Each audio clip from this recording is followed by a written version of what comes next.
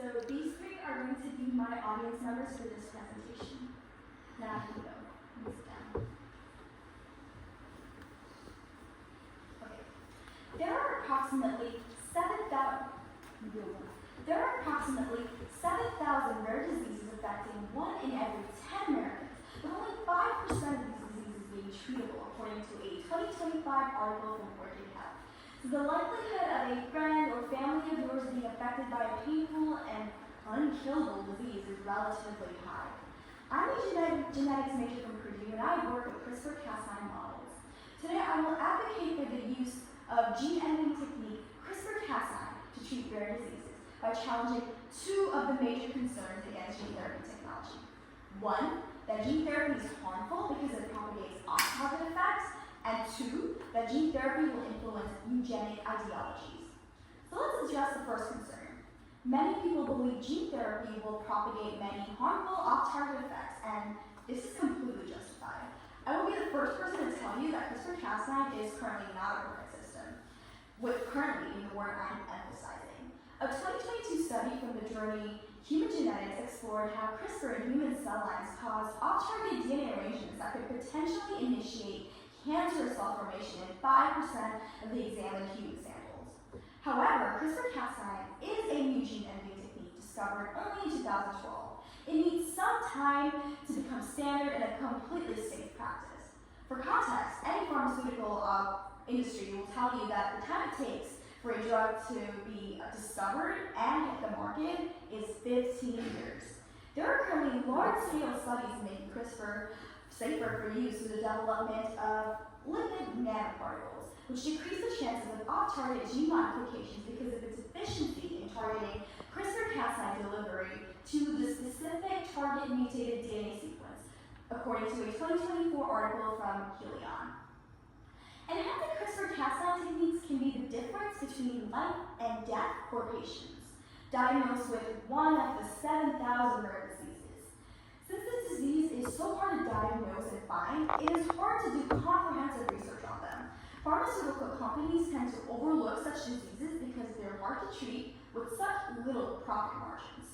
Rare diseases like Hunter syndrome and PKU are often the result of a single mutation in the genome that can alter complex metabolic processes, in which medicating one aspect of metabolism will just damage another facet of the process, and so on. Gene therapeutics instead modify the mutated gene instead of the metabolic errors that lead to such a large scale of disease, making it more precise and effective. So over here you can see that with gene editing, we can target the source of the problem instead of using drugs to target some sort of metabolic process, which is the cause of the source. Now that we understand that gene editing technology is essential to cure rare diseases and that there are promising research currently being done to mitigate non-target effects of CRISPR, let's discuss how CRISPR-Cas9 will not propagate eugenics. Even if CRISPR is deemed absolutely safe with enough technology to prevent any off-target effects, it has been widely debated whether gene therapy would lead to harming diversity and influence discrimination and inequality. But there are laws in place to prevent this. According to a 1999 article in the journal Kennedy Institute of Ethics, the 1998 Council of Europe's Convention on Human Rights and Biomedicine allows gene therapies only for medical purposes, and that too without working on germline cells, which could pass the edited genes to offsprings. More legislations like this can permanently limit applications of CRISPR-Cas9. Now, a recent study, which has been completely shocking in the scientific community, was reported by an article in Nature in 2025.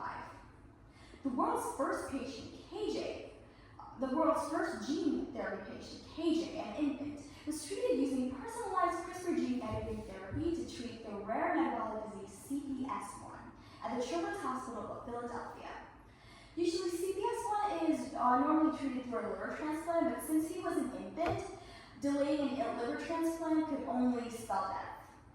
Lipid nanoparticles, actually, which was what we discussed previously when we talked about newly developed CRISPR delivering technique, was actually able to be part of successfully editing KJ's growth enzyme, like genuinely just saving his life. Now, imagine a world where others like KJ and his family could have the hope of being saved through proper treatment. This could be the future of a society that has legalized gene editing therapies for rare diseases. Modern science has always studied the role of divinity to prevent death and suffering by forecasting natural disasters, selectively growing crops, and creating vaccines. Without artificially changing nature and fate, humans will not be able to grow and evolve. To prolong one's suffering for the fear that it could create eugenics is inhumane to me. With extensive research on CRISPR-Cas9 techniques that have already yielded such show-stopping results, if playing God is what is necessary to guarantee life to those who have been deemed dead by the current healthcare system, so be it.